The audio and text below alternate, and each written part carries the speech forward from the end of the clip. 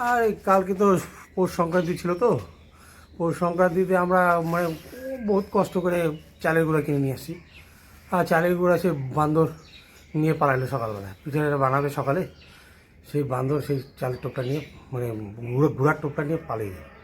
তারপর ঘরে ঢুকে আর কি করবো, ঘরে পুরো কদিন থেকে বাঁদর উৎপাত? প্রচুর উৎপাত, প্রচুর, এত উৎপাত আর ভালো লাগতেছে না আর কি। কত বাঁদর? হ্যাঁ, বান্দর প্রায় 1-150 বান্দর। এই যে এদিকে আসছে, ওই দেখেন ওইদিকে ঘরের দিকে চলে গেছে আমার। এখন কি তাড়াচ্ছেন? এখন কী করবো, বাধ্য হয়ে যাবো পাথর নিচে হাতে মারার জন্য। কেন এগুলো খাওয়া লোভে নাকি? হ্যাঁ, এই আর কী করবো, এখন বনে বনে জঙ্গলে কোনো খাবার নেই, সেই বান্দর এখন সব আমাদের পাড়াতে ঢুকে গেছে, শহরে? পাহাড় শহরে ঢুকে গেছে। এখন ঢুকে যায়, এখন প্রথম লোক খাবার দিছে, কিন্তু এখন আর লোক খাবার দিচ্ছে না। এখন বান্দর কী করছে, খাবার না দেওয়ার জন্য এখন ঘরে ঢুকে যাচ্ছে। ঘরে ঢুকে ওদের ইচ্ছা মতো যা পাচ্ছে হাতের সামনে ছিঁড়ে নিয়ে পালিয়ে যাচ্ছে।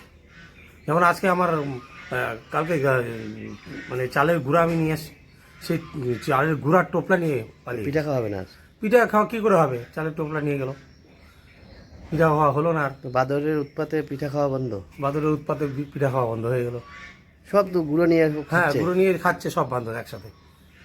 চারিদিকে তো বাঁদরের উৎপাত। চারিদিকে একদম কি বলবো, আমাদের পাড়াটা সম্পূর্ণ পাড়া জুড়ে একদম বান্দরের অত্যাচার। কোথা থেকে আসে এগুলো? সামনে বোদাগঞ্জ ফরেস্ট? এই সামনে বোদাগঞ্জ ফরেস্ট আছে, ওই ফরেস্ট চা বাগান আছে, ওদিকে কোনো খাবার নেই, সব বান্দর এখন আমাদের পাড়াতে ঢুকে গেছে। বন দপ্তরে জানাবেন? বন দপ্তরে জানানোর ইচ্ছা আছে আর কি।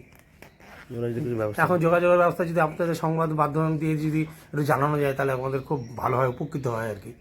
খাবার দাবার তো নষ্ট? খাবার দাবার তো সব নষ্ট, রান্না বান্না সব নষ্ট।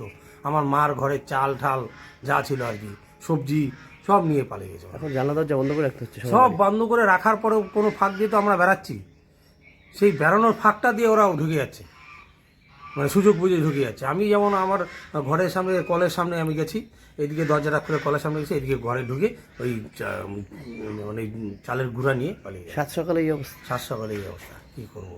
সাত সকালে উঠে লোক যে কাজকর্ম করবে, হ্যাঁ, দরজা জানলা খুলে, সে কাজ করার উপায় নেই এখন। জায়গাটার নাম কি? হ্যাঁ, এই জায়গাটার নাম পাতকারা কলোনি। আপনার নাম? আমার নাম সুব্রত মণ্ডল। সুব্রত মণ্ডল? হ্যাঁ।